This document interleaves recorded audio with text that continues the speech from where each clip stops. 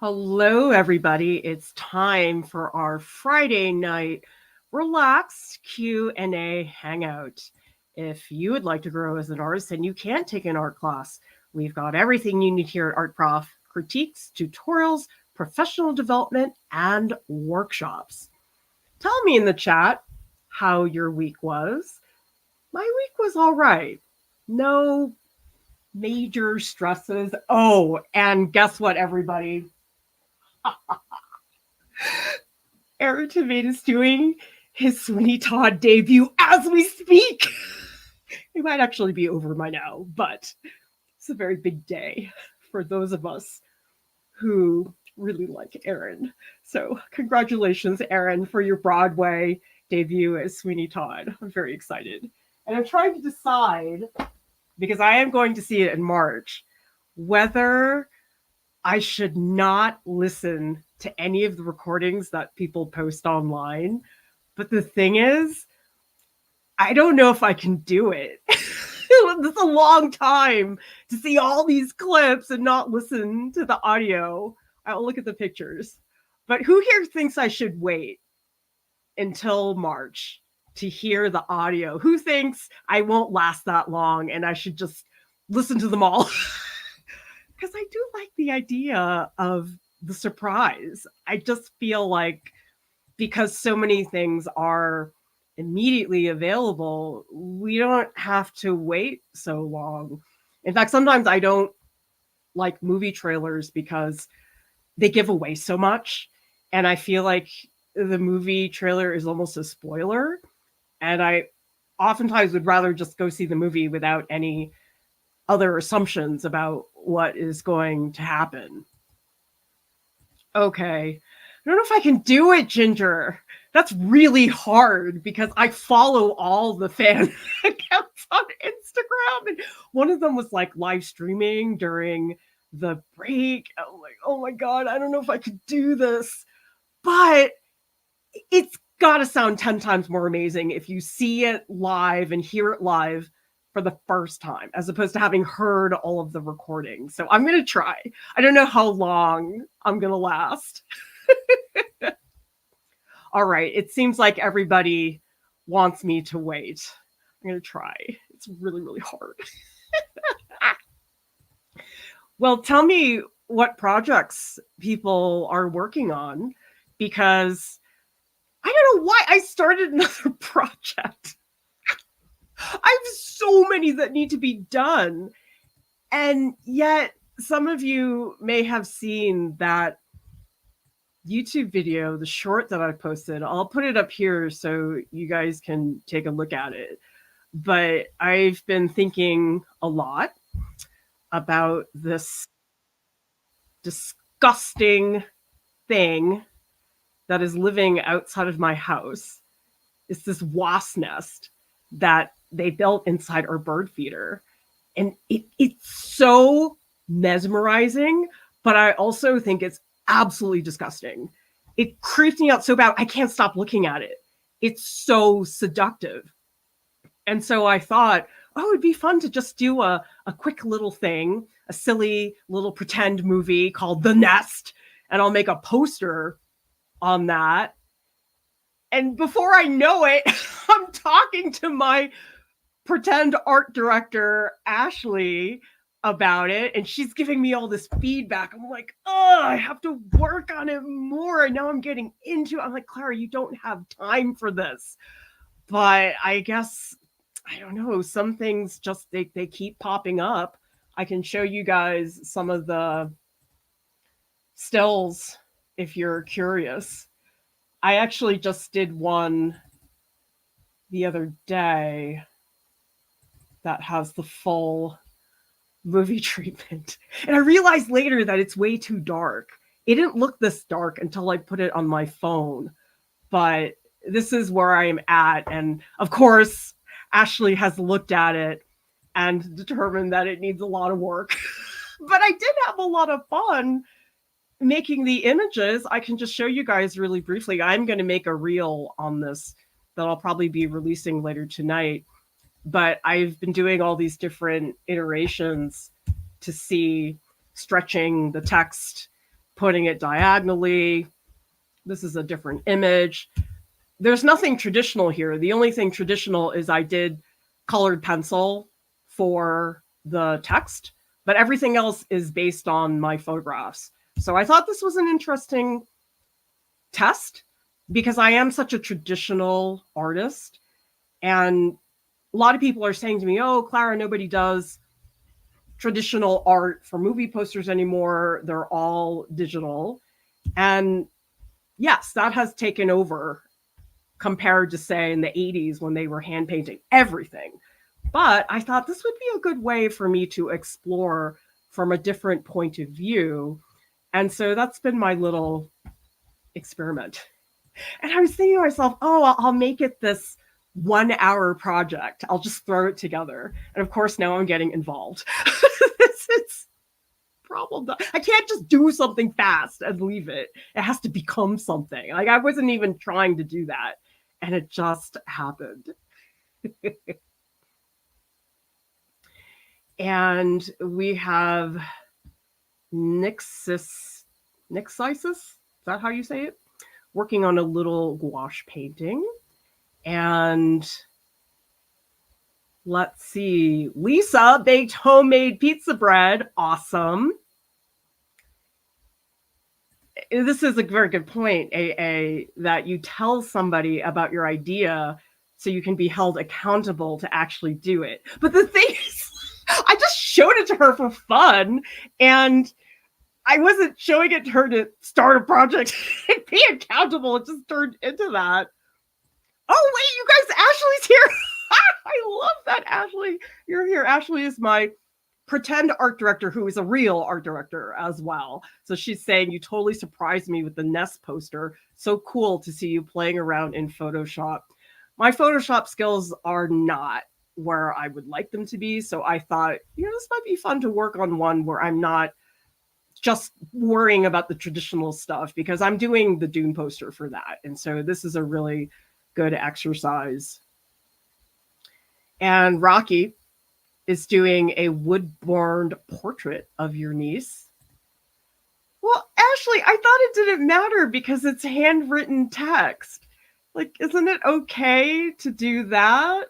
I hope. Well, let me show you guys actually, because I've never done a handwritten font before, and I was just interested in how I would do it. And it was funny, the process wasn't what I thought it was going to end up being. So what I ended up doing is I just did all these pages of colored pencil and I just messed around like this. So these are the actual drawings. And then I printed out the image.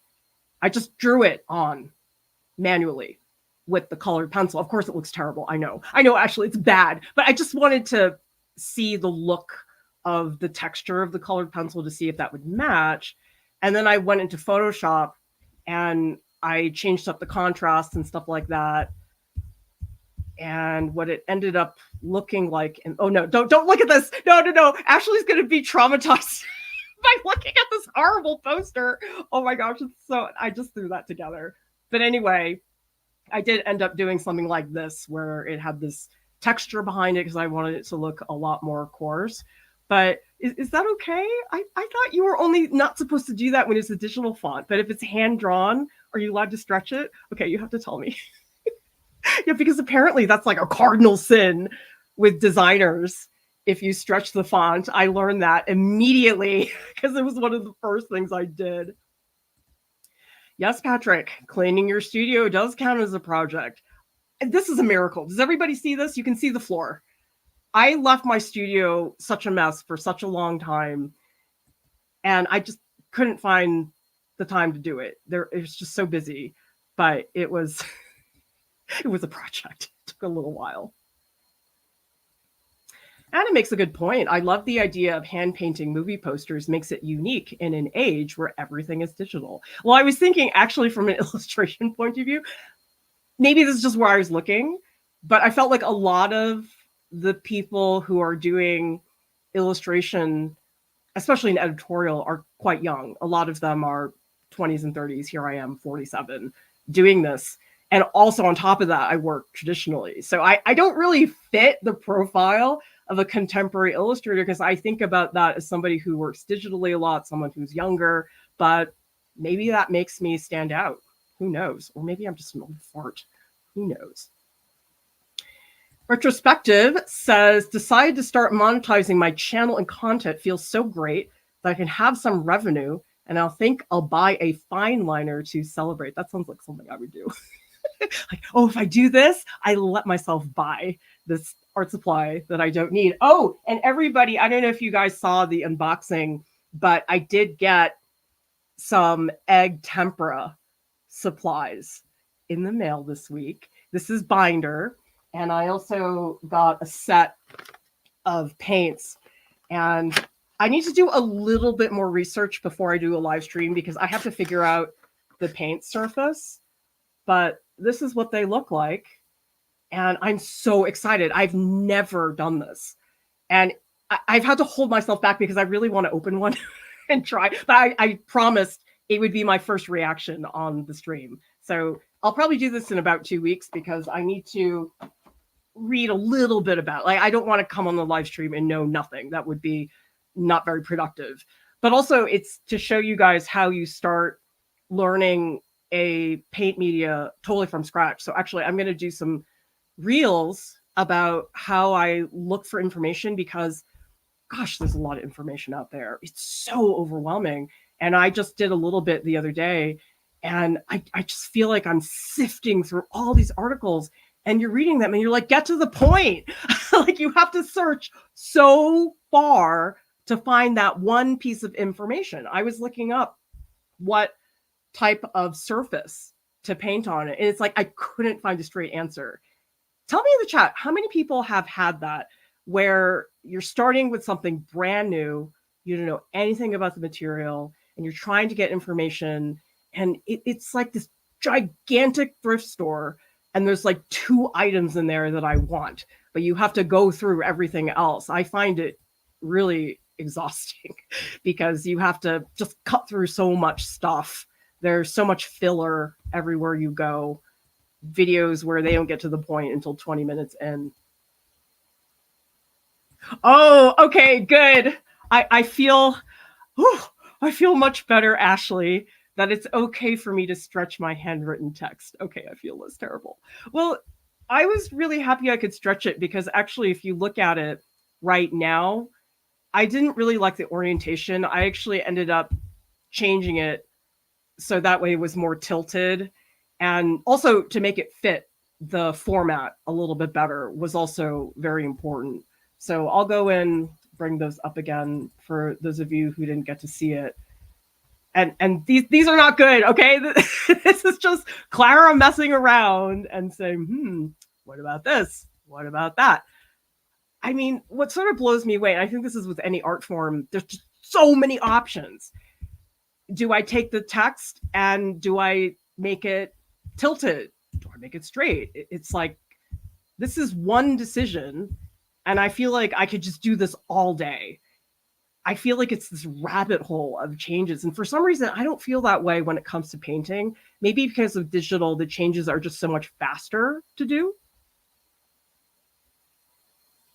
Oh my gosh, Avi was a beekeeper. I'll have a bee horror story. Actually, there's that movie that just came out, The Beekeeper, and it has a lot of bees on the movie poster. Oh, so Iron Earth, my understanding of why it's not okay to stretch a font, and maybe Ashley can be more specific if she's still here. Basically, if you are working on a design movie poster, you're working with multiple people. So you might have to send that file to the art director, you might have to send it to the creative director, whatever. And I think it's probably a consistency thing where if you start stretching it, it's impossible to get it back precisely. And so the solution is to find the font that has the correct stretch that you're looking for. So that way there's a stable ground, because if everybody's stretching it, you can't always replicate it, which I imagine would be a giant pain in the butt. Daisy says, do you have any supplies you got from Japan that's hard to get anywhere else. Well, it's funny. I got these fine tech watercolor paints and I was so blown away by them. But then I came to the US and it turns out that they do have them in the American shops. I just didn't know about them. So the fine tech watercolors I got, they're pearlescent. And they're the first pearlescent paints that I've ever tried that actually were good. Like I had these other pearlescent watercolors that were just so wimpy. I mean, they did nothing. You could hardly see the pearlescent quality of it. And I just had sort of given up on that, but I got the ones in Japan that were fantastic. I'm sure there's other things that are not available here, but let me tell you, I went into Pigment Tokyo and I was like, oh my God, I'm not going to buy much here because I'm going to die. I'm going to like liquidate my savings account if I give myself any room to buy things. I mean, as it was, I spent $200. But yeah, I'm glad there's an ocean in between me and Pigment Tokyo. If you guys haven't seen it, just look up on YouTube Art Prof Pigment Tokyo and you'll find the video where I nearly couldn't stop hyperventilating. It was crazy. Thank you so much, Rocky, for the super sticker. We so much appreciate your support. Those super stickers, they really do add up, you guys. So keep them coming. They are extremely important for us in terms of staying up and running. And by the way, we are doing a giveaway this week. We are giving away one free session to Open Studios Club. Open Studios Club is brand new, and it's basically work sessions where we hang out on voice together. It is so fun. I mean, I knew it was going to be fun. I mean, that's, of course, why I put it together. But we've had, I think, about 4 sessions now. It's like a party. It's so fun. We get to hear so many people. We talk about everything and just the diversity. Like when you look at the Discord feed during the live session, it's just this wonderful stream of incredibly diverse work. And so we're giving away some free sessions. If you want more information, go into our Discord and check news. These are the 4 dates that we are making open for people to claim. So all you need to do is go into the Discord, read news, and there are instructions on there on how to claim a free session. So I hope some of you guys do it because there's a lot of you I've never spoken to on voice. And it's just, for me, the funnest thing when I get to talk to a new person on voice. Okay, so Ashley explains digital fonts are purposefully designed. If you stretch them, they distort and it can affect readability. It's the #1 no-no in typography. I feel like the equivalent of that, Ashley, is when people change the recipe. So I follow David Lebovitz, who is like my favorite chef. Oh, I'm so obsessed with him. He lives in Paris. And he said that people are always asking him, can I change this in the recipe? And he said that he has recipes, he tests them over and over again. He said once in a blog post that he made his granola bar recipe 18 times. And so, of course, the decisions that he makes in the recipe are very deliberate. They're not there randomly. And I feel like maybe this is a similar thing. It's like people design things to be used a certain way. And so when you say, can I substitute shrimp instead of peanuts? Maybe it's different. Maybe the recipe won't taste so good if you make that substitution. Okay, so Retrospective says for egg tempera, the best option would be a prime canvas, but generally you can also use paper because it doesn't destroy your surface like oil paint. I was reading on a couple sites to use wood panel, and actually I do have a bunch of wood panels from Ampersand that I haven't used. The only thing is they're very big, so I might actually go out and just get a small one because when I'm trying a new material, I don't really like to work on a big scale. It just feels a little bit stressful. Yeah, we did do an art dare a long time ago that was to do an imaginary movie poster. So I sort of feel like it would be lame for me to repeat it, but I don't know, maybe we need to do it again since it's been on my mind. Oh, good. I'm glad, Ashley. I just pumped out so many. It's just so freaking fast. Like if I want to make a change in a painting, it's a lot. I mean, even having to redraw thumbnails. Although a lot of the times I use tracing paper to do my thumbnails, and that's a big time saver because you can do a lot of tracing and get things done really, really quickly. Tali is asking, do you incorporate themes in your paintings? If so, how many do you use? How do you find themes? It's tricky to find a theme. People ask me that all the time. How do I know what to draw and to paint? And I think you can't always count on a theme emerging. I mean, it's great when it just happens, but oftentimes, sometimes it's about recognizing patterns to say, oh, you know, I'm noticing that I always look at gnomes in every retail store I go. It's just the thing. Like, I have a really dumb, pathetic, tiny gnome collection. I only have like 5, but I really want more. And so every time I go out, I try to see if there's gnome dolls, but a lot of them are kind of pricey, so I don't end up getting a lot of them. But that's a little thing that, oh, I noticed these gnomes. Like, before I tried to start my pathetic collection, I was like, why do I always notice those? Out of everything in this cooking store, I'm looking up the gnomes. And so if I wanted to develop that as a theme, what I'd probably do is research gnomes in mythology, and they're in many different mythologies. Maybe pick a particular culture and explore that. So sometimes it's just really simple, something that is recurring behavior or recurring thing that you just notice all the time, because you never know.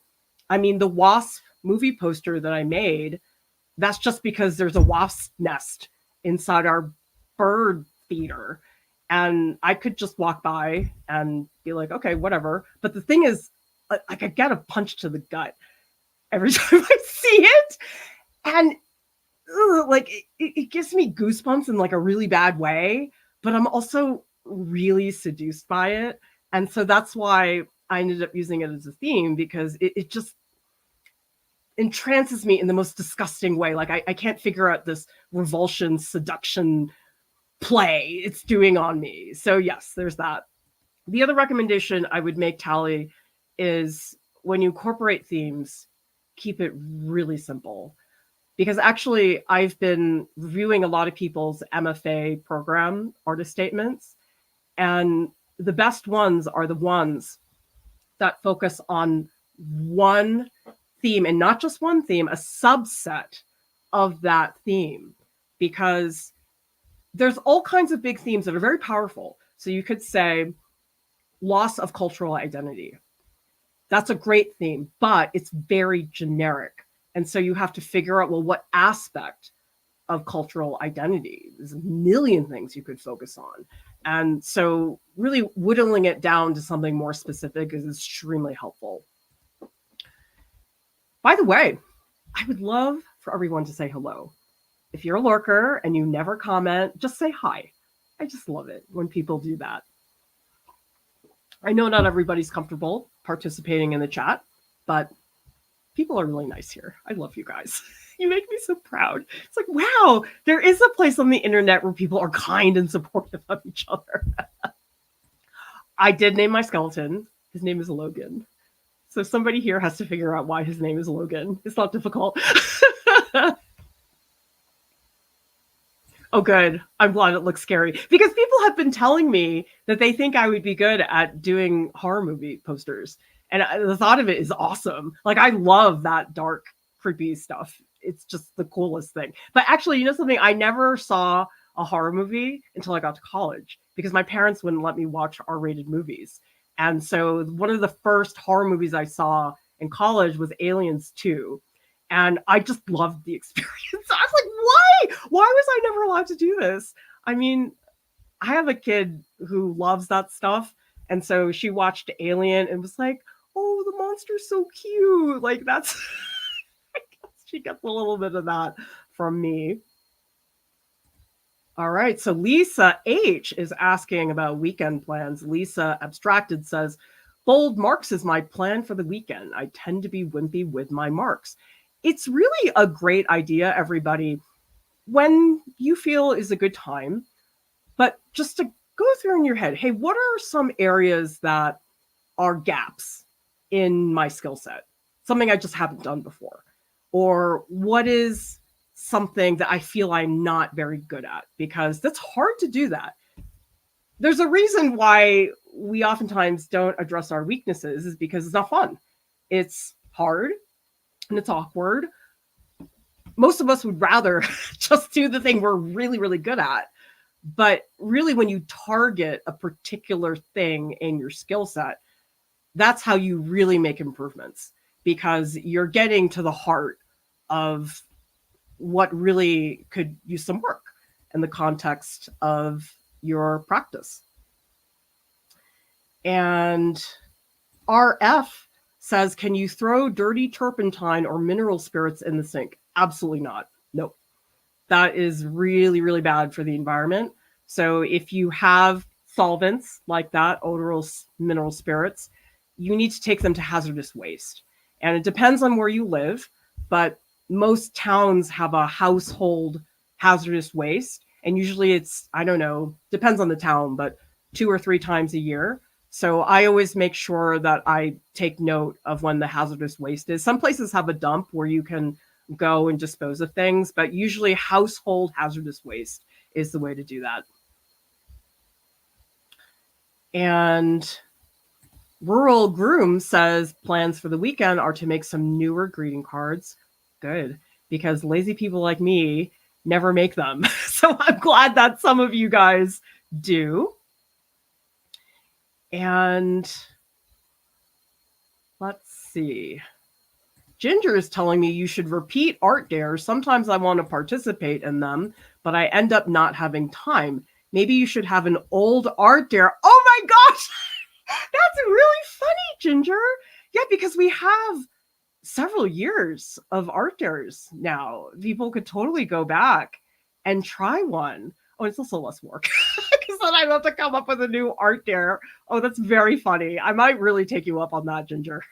And by the way, everybody, if you have suggestions for programming, for live streams, let us know, because I oftentimes have no idea what people need.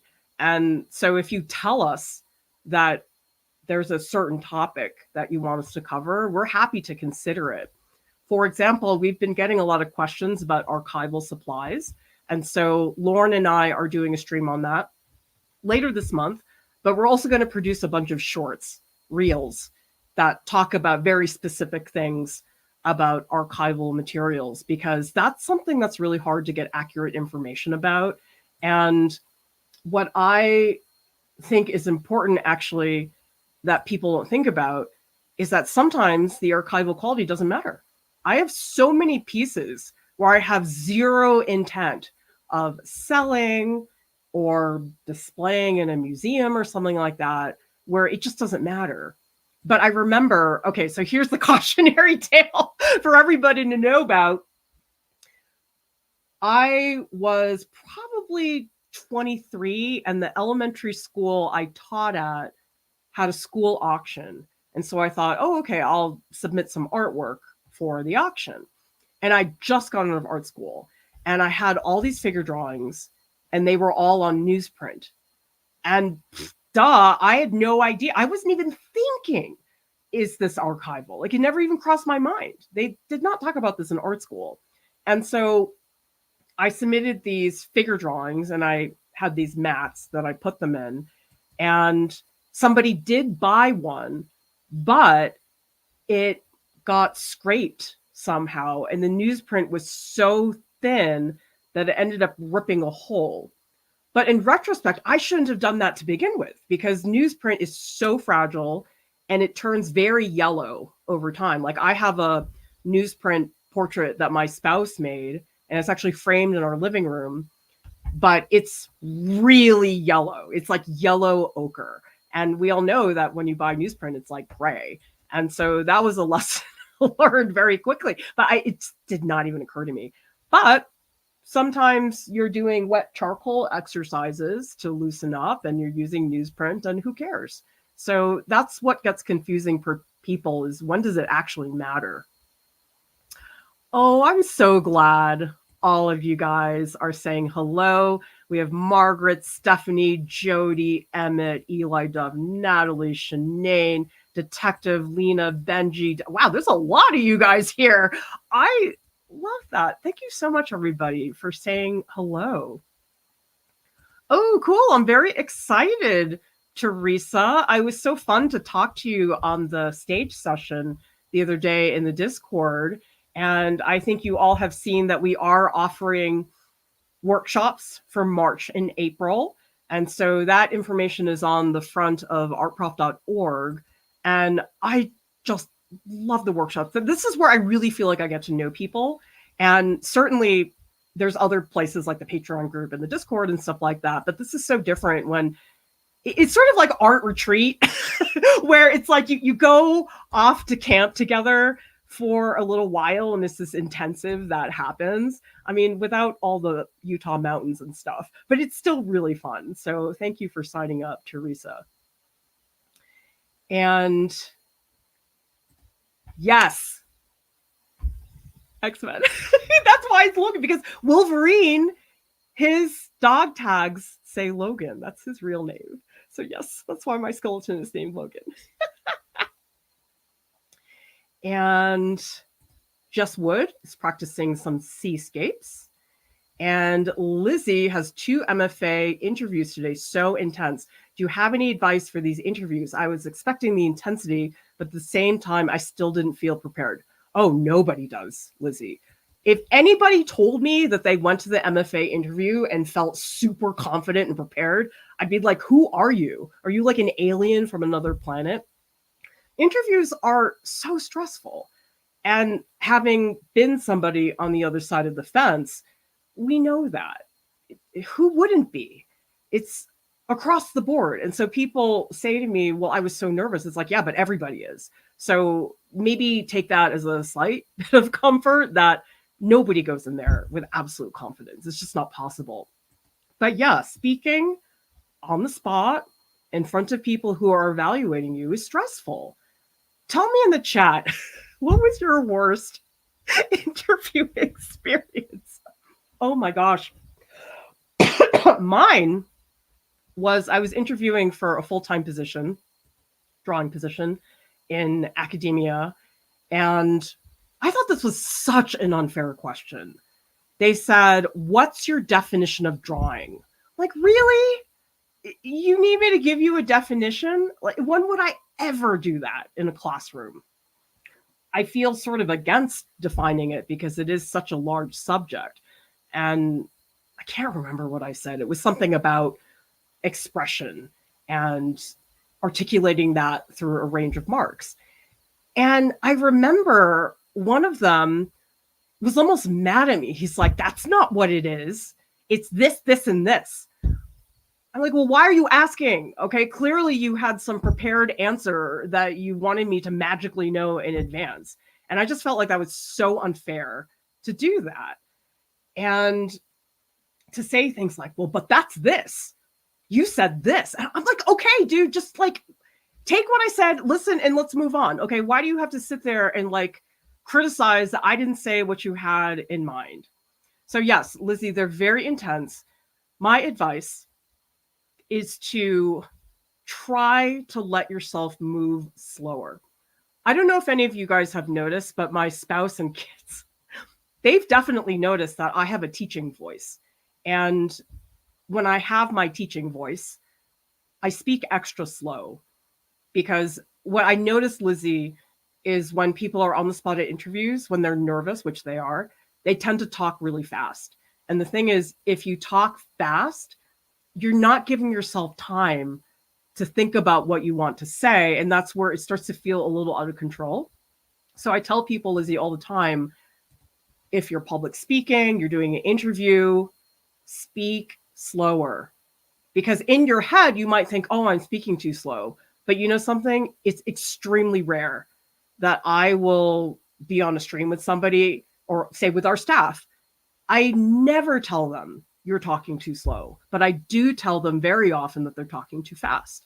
And so if you go into it in advance knowing, okay, I'm going to speak at a much slower pace, it gives you time to formulate your thoughts. And I have found that exceptionally helpful. Same thing with public speaking. I mean, if I'm giving a lecture, having the room to think a little bit more in advance about what I want to do is hugely important, because nobody wants to be in that place where you feel frantic and you're talking and you can't remember what you were saying before. It's very, very difficult. So, Lizzie, I feel you. Nobody has a slam dunk at their interviews. Hello, Black Sweet Tea. Lovely to have you here. And Eli Dove says, I need to work on drawing hair. It's so difficult for me. My brain shuts off. Maybe I should focus on that this weekend. Oh, hair is really hard. I get so many questions about how to draw hair. And actually, that's one of the reasons we have a drawing hair workshop coming up in March and April. And I think hair is very difficult because in our heads, we say, oh, it's strands of hair. But the thing is, you can't draw strands of hair. You have to show volume and you have to show texture. It's a very challenging part of drawing a human figure. Tally's asking about making a brand, making a stream of creating a brand as an artist. Oh, that's a good topic. I like that. A lot of that is consistency, actually, because I find sometimes when we've done professional development workshops, like this time we're doing selling and pricing your art, a big problem is that people don't have consistency across platforms. They have different profile pictures on various platforms. And so that's such a simple thing. You guys know we have our red blot logo, but I have seen artists, they have a different profile pic on every single site.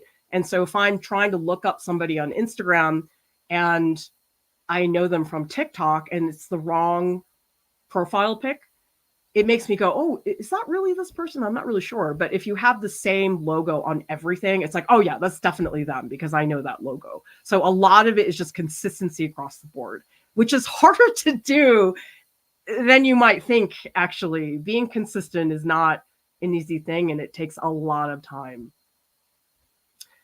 Anna says, how do we share art dare ideas? How do you choose art dares, or is it the staff that decides? Yeah, we decide together as a staff sometimes. Other times I just come up with something. So it's a range of different things. But the best way to ask would be in the Discord, because sometimes here in the chat it gets lost and I don't have a record of it. So I would recommend telling us in the Discord. That's probably a better place. And Brian is asking, Gen X, that's me, what do they do with all our history on microfilm? Does microfilm art still exist? Oh, I'm sure it does.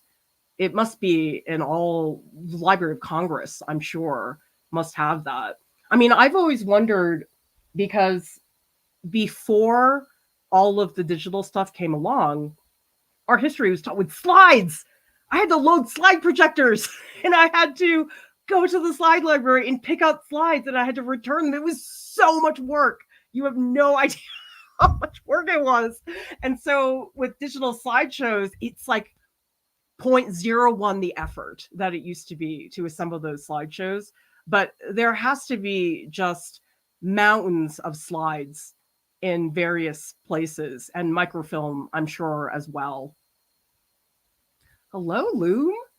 Lou from Melbourne, Australia. First time participating. Yes, I know time zones are tricky here, but I'm so glad you could be here. Lou says, would appreciate more advice on writing artist statements for exhibition selection. I've tried many times and not selected, and I think it is because of my artist statement. It depends on the type of exhibition. So, Lou, if you want to follow up in the chat about what type of exhibition you're talking about, if you're talking about entering a juried exhibition, or if you're talking about a grant application, because the thing I can tell you guys about competitions and juried shows, I'm not kidding, they might as well just pull the names out of a hat. It is completely the discretion of the juror. So if you are a person who paints cats and the juror had a traumatic experience with a cat and they hate cats, yeah, that has nothing to do with your artist statement. And I can tell you when I've jury chose in the past, I just look at the work. They don't even show me the artist statement most of the time. For example, I did one where I was actually in the gallery and had all the physical artwork in there. It was like hundreds of pieces. There was no time to read the artist statements. And then another time we were jurying for this fellowship, and it was me and 3 other critics, and they just had a monitor that just showed the artwork, and we just said yes or no, and that was it. We didn't even go over the artist statements. Now, grant application's different. Then I'm sure they're reading the artist statements. So if you can follow up, that would be great. Oh, I love these interview stories, you guys. It's just so good to know that we're not alone on how difficult these interviews can be. Sonnet says, I'd like to start making and selling art. Any suggestions on where to start on the Art Prof website? I think the best place to go, I'll show you guys right now on the website. And if you guys haven't been on the website, I recommend going there because you know what? I work really hard on the website and I don't think anybody knows. Like I'm the only person that works on it. And I like it because it feels like home base for me. And I feel like things are accumulating there, which is very satisfying. But sometimes I'm like, who's looking at the website? Like everybody watches this on YouTube, which is great. I'm not complaining. But obviously the website doesn't get as much traction. Anyway, where I go to professional development, and you want to go to business and selling. So this is a page with various pieces.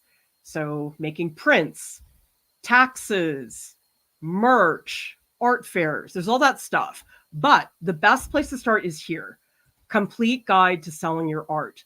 And so this is basically an index of all of our content that talks about selling. And so this is really easy. You can sort of see the overview of the various topics that we cover. So if you want to know about finances, if you want to know about merch. And so this page is a little bit different though, because it does actually have written articles. So if you click on LLCs, you can see that I've written a short article here defining what an LLC is. And that is the case for a lot of these other things. So this is somebody else who wrote about an LLC. I believe this is from Trent. Yeah. So Trent wrote this. And so I like that we have multiple voices here. So for example, we have an area about commissions. And so you can see we have an article written by Jordan, but we also have one written by Alex Rowe, who used to be a teaching artist here. I wrote one on commission. So this is the best place for you to start because then it leads you to other places. So if you want to do commissions, you click on the commissions guide and you go there. So go to that Complete Guide to Selling Your Art. And I think that's probably the best place for you to get started. And then follow up with us in the Discord because you can read every single article and tutorial, and yet it's also so customized, depends on everybody's particular goals. And we also are doing one workshop on selling, one workshop on pricing. Those are in March and April, and all that information is on the front page of artprof.org. Retrospective says, what's an art medium technique you dislike, least like? Probably, that's a tough one because I like a lot of materials.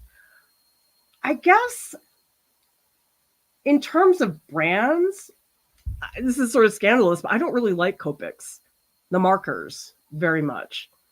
I think that they're too floppy and I don't like the width. So I don't know if that counts, but they're definitely like certain brands. I'm like, I don't like that. Oh, maybe gouache. But see, here's the thing. I think gouache is lack of experience. I just haven't spent a lot of time with it.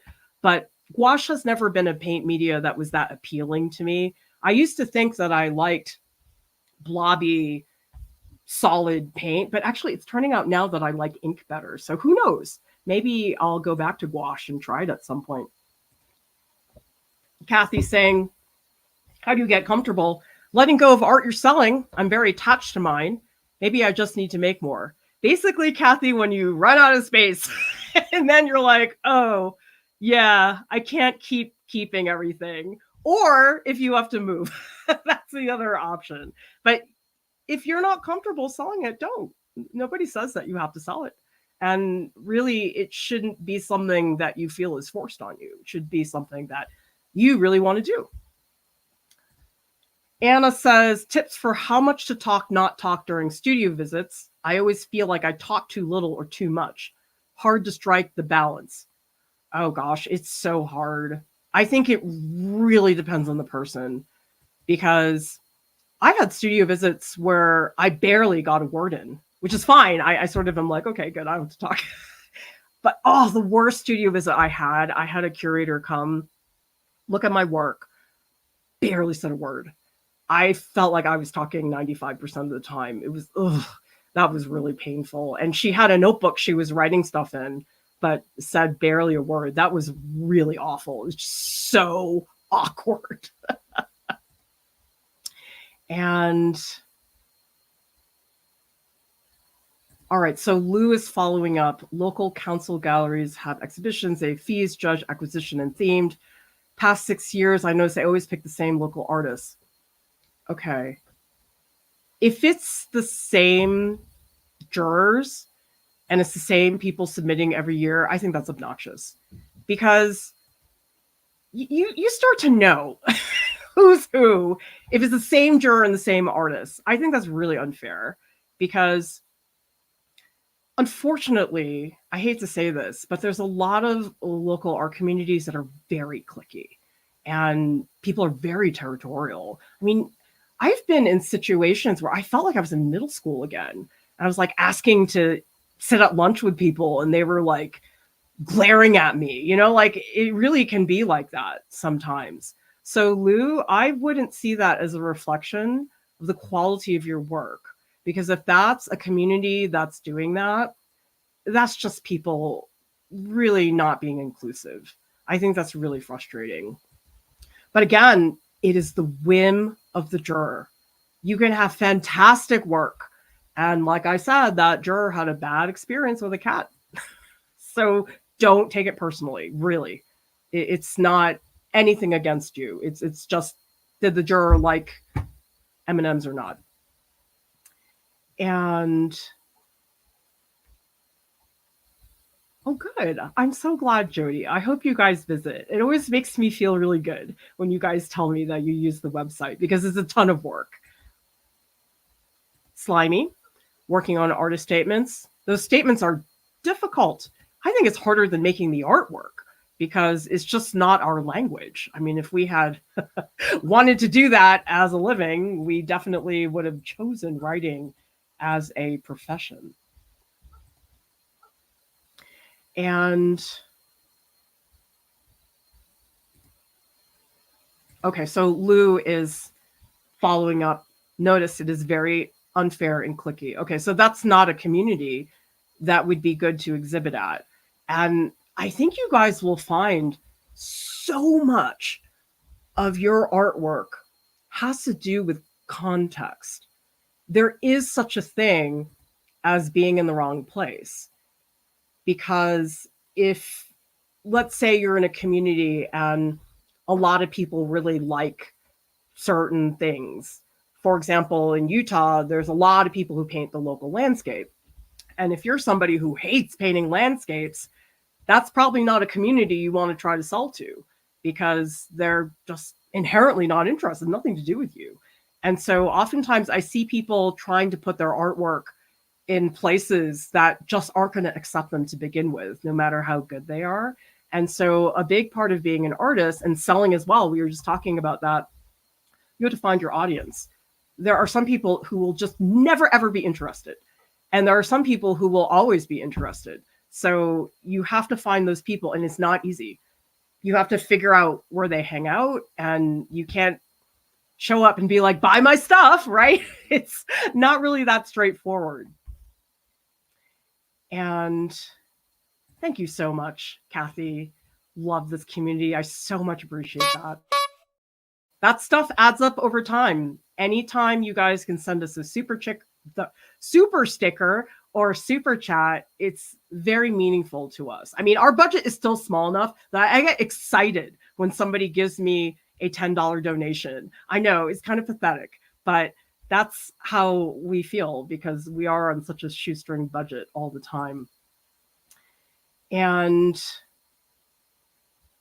Eli Dove says acrylic paint is my enemy. We've never gotten along. I hated it for so long, but now that I've started using it with acrylic inks, I realize I like acrylic as a supplement.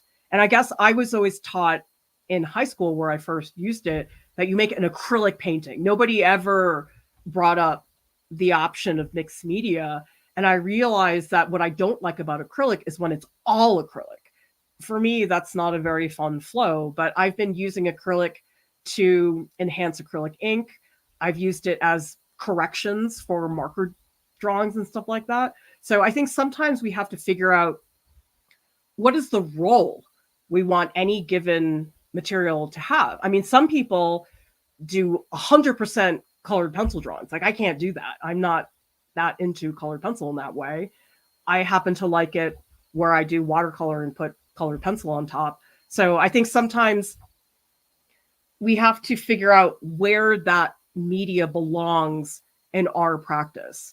And for me, I can totally do a charcoal drawing at 100% charcoal and I'm happy, but I'm not happy doing 100% acrylic.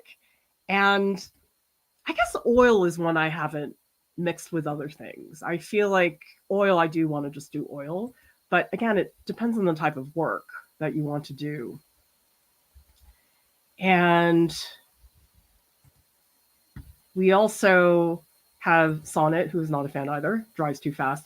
Yeah, it has that slow dry medium, but I just am a little suspicious. Although somebody told me that they really like it for glazes. So I definitely need to get some because I've seen people use it, but I haven't really used it to any degree of depth within my own paintings. And we also have a comment here. Of course, I lost it. Oh, here it is.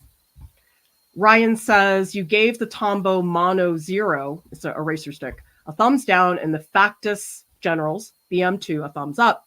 What about the Derwent motorized eraser? Have you had a chance to use it? I might buy it. I've never used that one before. I've had students in my classes who had it. And when I posted that eraser stick video, a lot of people were talking about it. I never have. I mean, if one of you guys wants me to try it, one of you could send it to me. I could put it on my wish list for the art supply reactions program that we have. So that's definitely something. If you guys want to see me try it, I'm happy to do that. I don't know. I just feel like I'm such a manual person. I don't like things that are automated unless it's my stand mixer when I'm making dough or something like that. But with a lot of art stuff, it just feels a little out of control to me. I mean, I know for some people, it just is a better fit. Physically, it's easier for them. I think somebody else mentioned on one of the reels that it helped them because of their disability. And so great. I mean, if it works for you, absolutely go for it. But I think I need to try it now because everybody keeps suggesting it to me. And so now I'm really curious. And Brian's talking about, I've been to artist booths and the artists seemed a bit introverted and not much of a talker. Oh, it's like the world. Not everybody is super outgoing and happy to talk. And sometimes I feel bad about it because for a lot of artists, that does get in the way of them having more visibility. I mean, if you look at a lot of the swanky New York City art world, a lot of it is personalities. Who do you get along with? Who do you connect with? Because people don't like working with people that they don't like to work with. Like, actually, I love this.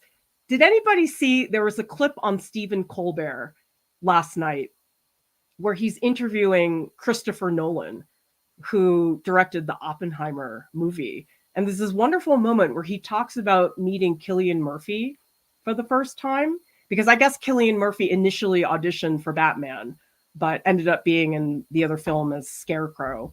But Christopher Nolan said that when he met Cillian, there was that instant, we understand each other creatively. And I think that that's a big part of being an artist. Like, for example, I have a staff. If I can't connect with somebody creatively, I can't hire them. I mean, maybe they're a phenomenal artist, but they're just not fitting me creatively. So that is a big part of it sometimes, because people do get shows and things because they know people. That's just the way of the world. And we have, oh, TM, this is a good point. I've seen acrylic used as a convenient quick drawing initial block-in before painting oil on top. Yeah, oil just takes so long to dry. Drives me up the wall. I mean, I've been doing more painting, but I'm doing acrylic. And actually, it's funny because initially I didn't like that it dried so fast. And now I think I like it. The idea of waiting weeks in between a layer of oil just hurts me because I'm such an impatient person. And yet, oil paintings. Oh my God. There's nothing like an oil painting. I know there's water mixable oils and all these other options. I'm sorry. First love was oil painting. It's very hard for me to get over that first love. It's just always there, no matter what. Even though I don't use it, I really don't paint with oils very much. Tiff says, harder for artists to go to art fairs, set up booths, because in the state, you have to have a business license, and a lot don't want to go through the hassle. Oh, I haven't really seen that. Most of the time, well, so here's the thing. Technically, legally, yes, you're supposed to get a sales certificate. And you get that through your local Department of Revenue. And that is what makes it okay for you to sell things. But I can tell you there are so many artists that sell that don't have a sales certificate, who don't pay sales tax. I'm sure there are, because it's a hassle, huge hassle to do all those things. But technically, you're supposed to do that. And people don't usually check for that stuff. The one place that did check actually was the RISD alumni show. They were very on top of it, making sure that everybody had their sales certificate. But that was the only time. Some other fairs, they may not care about that. Yeah, so Sonnet, I sort of doubt it, because I remember the RISD alumni sale had that on the form. They said you must have a sales certificate, and if you don't have one, we'll help you get one. That was the nice thing, is that if you didn't have one, they made it very easy for you to get one, which I thought was super smart, because we should be encouraging people to do that and to pay sales tax. But I know it's very, very tricky. By the way, you guys, because Eli Dove is talking about mixed media on Tuesday, me, Deepti, and Mia, we're doing a stream on our favorite mixed media combinations. So for those of you who are looking for ways for supplies to interact with each other, that will be a great stream, because I definitely have my favorites.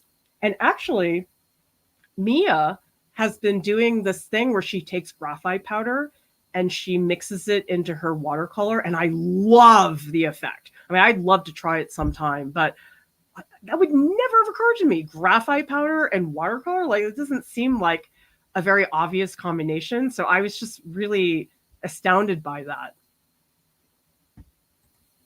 Oh, Teresa is recommending improv classes. That's a really great idea. I feel like I would be really bad at it. Actually, what helped me in terms of being more comfortable speaking was teaching. I mean, if you teach all day, every day, I mean, I taught classes at RISD that were 7.5 hours, and you're just talking to people all day. You have to get over it.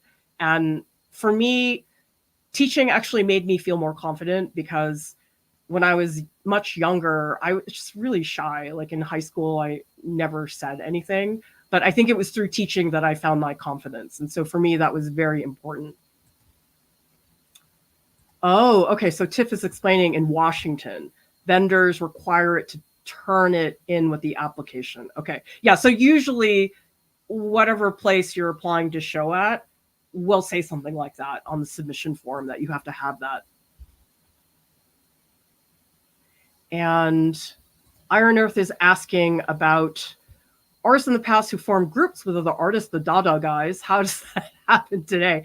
If it does, I think a lot of it honestly has to do with geography sometimes, because it's hard to have a group like that if you're all in a different place. I mean, of course, we're living in the post-COVID area, so maybe it's different now, but oftentimes it's people who are meeting up regularly, people who went to school together, people who went to a residency together. So I found for stuff like that, it really is an in-person connection for the most part. But I could be wrong. I mean, maybe things are really changing now because of the way technology is.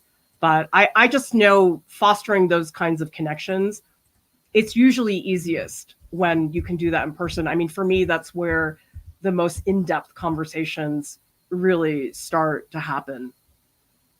By the way, everybody, no Discord chat after Friday Hangouts. I'm probably going to go and, I'm going to try to not look at Sweeney Todd clips on Instagram.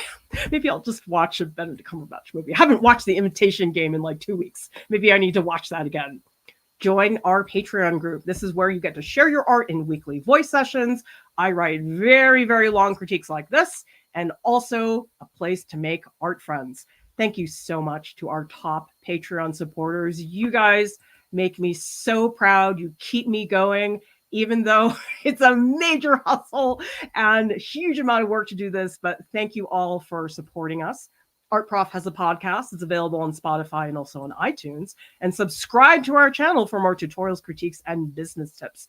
Gumby wants you to. He's getting big. You know, he gained 5 ounces. We weighed him last week. We're very proud of him. He's still very small. But anyway, thank you so much, everybody. I'll see you next time. Bye.